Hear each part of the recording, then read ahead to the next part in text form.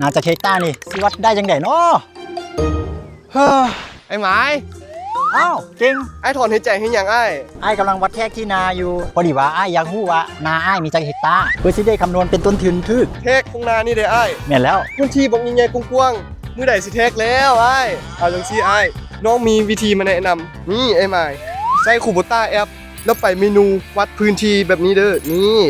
เฮ็ดได้สองแบบเด้อแบบทำอิฐเพียงแต่ถือโทรศัพท์ย่างไปตามขอบนาแค่รอบเดียว ระบบ GPS ในแอป จะจับเส้นทางเดิน และคำนวณพื้นที่ออกมาเป็นหน่วยเฮกตาร์ได้แบบอัตโนมัติเลย หรือแบบที่ 2 ให้เลือกวิธีตีเส้นกดจากแผนที่ลากปลายนิ้วไปตามแนวคันนาในแอปได้เลย ระบบจะคำนวณพื้นที่ให้ทันทีว่านาตอนนี้จากเฮกตาร์ โอ้โห ตัวเลขเป๊ะแบบนี้เป็นมืออาชีพได้เลย เรื่องวัดแทกที่ดินที่นาบ่ต้องเสียเวลาอีกต่อไปไอ้จะได้มีเวลาไปกินกาแฟเย็นๆอยู่ใต้ห่มไม้ ถูกต้องแล้วอ้ายสนเอาไปเลยบ่ ไป ไป